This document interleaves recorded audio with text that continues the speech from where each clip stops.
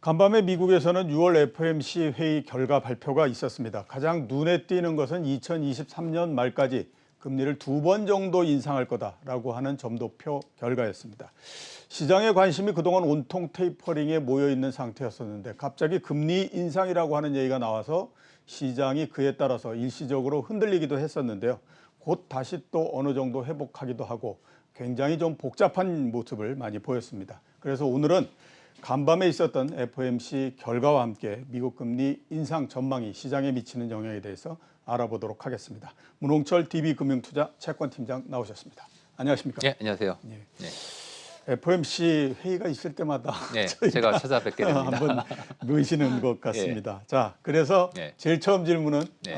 예상하시겠지만 네. 6월달 FOMC 결과를 보고 어떤 네. 생각이 드셨습니까? 이번 저도 이제 새벽에 파월 의장의 이제 연설이나 예. 내용 발표 내용을 한번 보니까 이제 제가 특히 느꼈던 거는 뭐 이제 시장에서 가장 충격이었던 거는 점도표였죠. 예. 사실 이번에도 이제 점도표가 굉장히 큰 이슈가 될 것이다. 그런 전망들은 괜히 많이 있었는데요.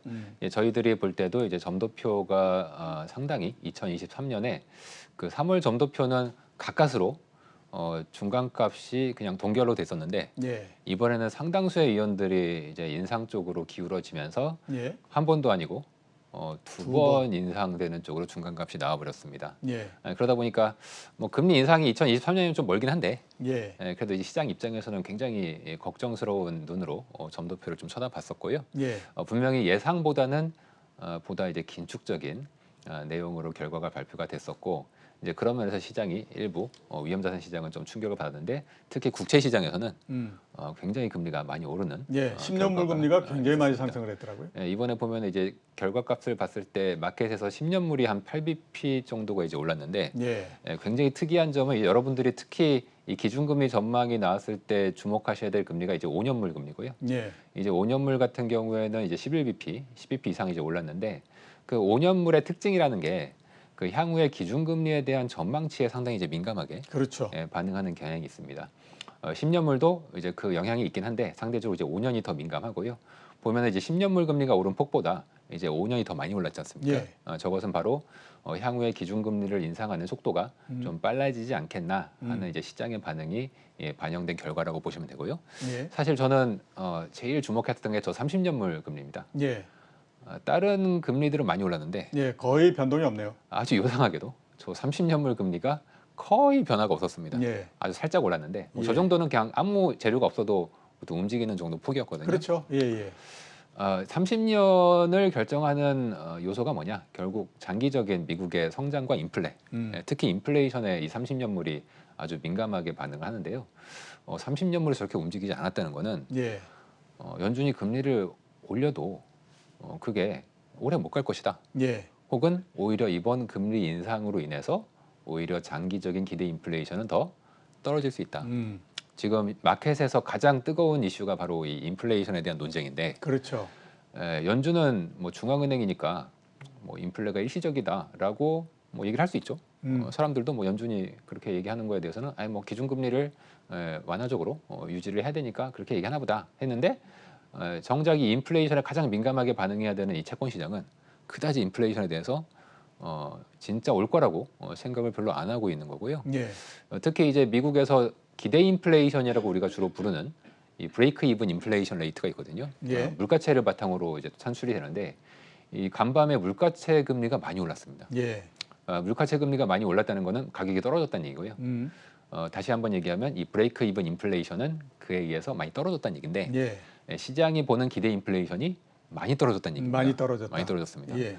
즉 10년물 금리나 뭐 5년물 금리는 많이 올랐지만 장기적인 기대 인플레이션 오히려 크게 떨어졌다는 점에 이 투자자분들은 굉장히 주목할 필요가 이제 있고요. 예. 그런 면에서 적어도 요즘 뭐 TV에 나와서 많이들 인플레이션에 대비해라, 준비해라, 인플레이션 해지를 위해서 우리 뭐 해야 되냐 이렇게 얘기 많이 하시는데 정작 이 채권 시장에서는 인플레이션을 그다지 심각하게 생각하지 않는다. 네, 심각하게 생각하지 않고요. 원래 뭐 저도 그렇지만 이 채권 시장에 계신 분들이 조금 샤이한 면이 있습니다. 예. 좀 부끄러움 많이 타기 때문에 말을 잘 안 하시는데 예. 말을 안 하시는 대신에 이제 뒤에서는 꾸준히 이 장기물 채권을 이제 매입하는 그런 모습들이 이제 꾸준히 나타나기 때문에 그 점을 한 가지 이제 주목을 하셔야 될 것 같고요. 예. 뭐 또 한 가지 이제 파월 의장의 말에서 주목해야 될 거는 그동안 이제 파월 의장의 이 일반적인 테이퍼링에 대한 사실 테이퍼링이 가까운 이슈죠. 금리 인상이야 뭐 사실 우리가 2023년 가봐야 되는 거 아닙니까? 그렇죠. 벌써 시간이 오래 남았는데 테이퍼는 지금 당장의 이슈란 말이죠. 이 테이퍼에 대한 기존의 파월 의장의 스탠스는 우리는 테이퍼링에 대해서 논의하는 것조차도 논의하지 않았다. 예. 이게 약간 말장난처럼 보이는데 아예 얘기를 안 했다. 얘기를 안 했다. 가령 우리가 코끼리를 생각하지 마세요. 예. 하면 코끼리부터 생각나지 않습니까? 그렇죠. 예, 코끼리를 생각 안 하려면 코끼리를 생각하는 것조차도 생각하지 말아야 되지 않습니까? 뭐 전 그래도 코끼리가 생각납니다만 예. 이 파월 의장은 그동안에 생각조차 안 했다라고 했는데 이번은 스탠스가 바뀌어서 이번에 아마 논의에서 상당한 테이퍼 논의가 있었다는 거를 인정을 했고요. 예. 그에 따라서 이제 다음 미팅이 이제 7월 말에 있는데 예. 이 7월 말 미팅에서는 여러 가지 경제 제반 사항을 파악한 후에 테이퍼링에 대한 점검을 매 회의 때마다 하겠다 이런 얘기를 했습니다. 그러니까 예. 앞으로는 매 회의 때마다 이 테이퍼링을 언급하거나 혹은 선언할 가능성이 열려 있다라고 보셔야 될 것 같고요. 예. 그런 면에서 테이퍼가 시장 사람들이 생각하는 뭐 보통 한 8, 9월을 많이 생각을 하시는데 예. 어쩌면 그것보다 조금 더 당겨질 가능성도 당겨질 있지 가능성도 않겠나. 그런 점을 좀 주목을 하셔야 될 것 같고요. 예. 마지막으로 제가 드리고 싶은 게 거의 이슈가 안 됐는데 그 이번에 연준이 단기 금리를 올린 게 있습니다. 예. 연준의 단기 금리 중에는 이제 초과지준 불이하고 여갈피 금리라는 게 있는데 이거를 전부 이제 5bp씩 인상을 했어요. 예. 이게 오늘은 이슈에서 좀 묻혔습니다. 예. 전반적으로. 그런데 연준이 현재 단기 자금 시장에 지금 엄청난 유동성이 풀려 있는데 예. 이 금리를 올렸다는 거는 단기 유동성을 좀 더 죄겠다. 죄겠다. 라는 강력한 의지를 표현한 것이기 때문에 예. 역시 투자자분들도 유동성이 이제 조금씩 그동안 풀리던 돈들이 좀 걷어들이려는 게 확실하다라는 예. 점을 좀 주목을 해보셔야 될 것 같습니다. 예, 알겠습니다. 저는 보다 더 관심이 있었던 게 뭐냐면 예. 미국 그 연준이 이제 미국의 그 경제 지표에 관해서 예. 전망치를 내놨지 않았습니까? 그렇죠. 예. 올해 성장률 전망치 7.0% 예. 내놨고요. 그다음에 소비자 물가 상승률 3.4% 예. 내놨습니다. 네. 내년도도 성장률 전망치가 3.3%. 높죠. 예, 이렇게 예. 높죠. 예. 자, 그리고 그에 따라서 이제 금리 그 얘기한 게 2023년도 말 되면 2번 정도 인상할 그렇죠. 거다라고 얘기했는데 네. 지금서부터 2023년도 말까지면 2년 반이 남은 겁니다. 많이 남았습니다. 그러니까 경기가 이렇게 좋은 상태에서 예. 과연 2년 반 후에 예. 2번 정도 올리는 걸로 예. 될 거냐. 예. 제가 그거보다는 네. 시장에서 이미 금리 인상이라고 하는 얘기가 나온 상태인 이상 그렇죠. 경기 상황에 따라서 굉장히 많이 바뀔 가능성이 높고 예. 빠르면 내년도에도 금리 인상이 이루어질 수 있지 않겠느냐라고 네. 하는 생각도 들어서 네. 오히려 저는 그 부분이 보다 더 이게 예. 앞으로 주식시장의 예. 불확실성 쪽에서 얘기가 굉장히 많이 될 것 같다 이런 생각이 들거든요. 그렇습니다. 팀장님은 어떻게 생각을 하십니까? 저는 이제 채권을 하다 보니까 예. 이제 아까도 잠깐 나왔었지만 이 30년짜리 채권도 인플레이션을 별로 높게 보고 있지 않지 않습니까? 예. 그거는 이 똑같은 의미로서 성장에 대해서도 음. 이 채권 시장은 좀 회의적으로 본다는 얘기고 저도 이제 어쩔 수 없이 채권을 하는 사람이다 보니까 뭐 지금 당장은 분위기가 워낙에 기저효과도 크고요. 일부 인플레이션 지표들도 많이 올라가 있고 또 지난해에 비해서는 미국의 백신 맞은 속도가 상당히 빨라지면서 예. 성장에 대한 기대치가 많이 높아졌습니다. 저는 그래서 뭐 당연히 그거를 반영하여 현재의 모멘텀이 만약에 지속된다. 예. 그러면은 내년에라도 인상을 해야죠. 예. 당연히 해야 됩니다. 그런데 이제 저희가 보는 지표들은 채권 시장 사람들은 상당히 보수적이고 일시적인 어떤 모멘텀보다는 과연 향후에 어떤 기저 효과가 오히려 반대로 역기저 효과가 될 수도 있는 거고요. 예. 특히 저희가 이제 보고 있는 여러 가지 지표들 중에 최근에 원자재 가격 상승을 이끌었던 게 뭐 구리, 철강, 특히 미국은 목재 가격 이런 예. 것들이었는데 상당히 큰 폭으로 어떤 지지선을 하향 이탈하는 모습들이 최근에 보였습니다. 예. 그런 걸 본다면 최근에 유럽 같은 경우 오히려 성장률 전망치를 좀 낮추고 있는 게 최근에 이제 자동차 같은 경우가 생산을 반도체가 없어서 못 하고 있다. 예. 얘기가 나오는데 지금 경제 전반적으로 그런 현상들은 우리가 주로 이제 병목 현상이라고 얘기를 그렇죠. 많이 하는데 병목 현상이라고 얘기를 하죠. 그게 오히려 성장률을 좀 떨어뜨리는 면들이 올해 좀 음. 있는 것 같고요. 내년에는 기저 효과가 이제 역기저 효과로 바뀌면서 인플레이션의 성장에 대한 기대치는 좀 낮아질 걸로 저희는 보고 있습니다. 예. 뭐 그래서 저희가 뭐 지금 당장의 어떤 분위기가 당장 내년도 가능하지 않냐? 저희 동의하고요. 그렇게 분위기가 갈 거라고 보고 그게 또 베팅을 해죠. 짧게 하시는 분들은. 예. 하지만 저희는 이제 올해 말 내년 정도 되면은 분위기가 또 다시 예, 반대로 조금 바뀌지 않을까. 그 분위기가 달라질 거다. 그렇게 좀 그러면 생각합니다. 지금 예상하는 거하고 또 금리 인상에 네. 관한 예상 이 부분도 조금씩 네. 바뀔 가능성이 있다. 그렇죠. 이렇게 이제 말씀하셨고 네. 시장 금리에 대해서 좀 여쭤봐야 될 것 같습니다. 네. 미국의 시장 금리. 네. 그 앞에서 우리가 쭉 얘기를 했던 것처럼 단기물은 굉장히 상승을 많이 했고요. 특히 네, 어제 그렇죠. 장기물은 거의 변동이 없는 형태가 됐었는데 네. 앞으로 시장도 이런 형태로서 계속 유지가 될 거라고 보십니까? 이거에 관련해서 사실 제가 최근에 많이 받는 질문 중에 하나가 이제 그런 건데요. 지난주였나요? 미국의 물가 지표가 발표가 됐었을 때 예, 미국채 10년물 금리가 그때 물가 지표가 5% 넘게 엄청 높게 나왔습니다. 예, 그럼 당연히 금리가 올라야 되잖아요. 예, 그렇죠. 근데 그 순간 잠깐 올랐다가 갑자기 금리가 엄청나게 떨어졌습니다. 거의 그때 사람들의 예상을 깨고 금리가 거의 10년물 금리가 폭락했던 그래서 거의 1.4% 초반까지 떨어졌던 예, 사태가 있었는데요. 이제 그 당시 다음 날에 많은 분들이 이거 왜 이러냐고 많은 분들이 질문을 하셨어요. 예, 그 당시 나왔던 이제 얘기는 일종의 뭐 쇼커버다. 그러니까 다들 금리 오른다고 하니까 국채 숏을 즉 국채 매도를 해놨다가 해놨다가 아니 이게 거꾸로 막상 가버리니까 재료가 그냥 나오는데 뭐 그렇게 반응이 없으니까 예, 이거 뭔가 좀 이상하다 그림이.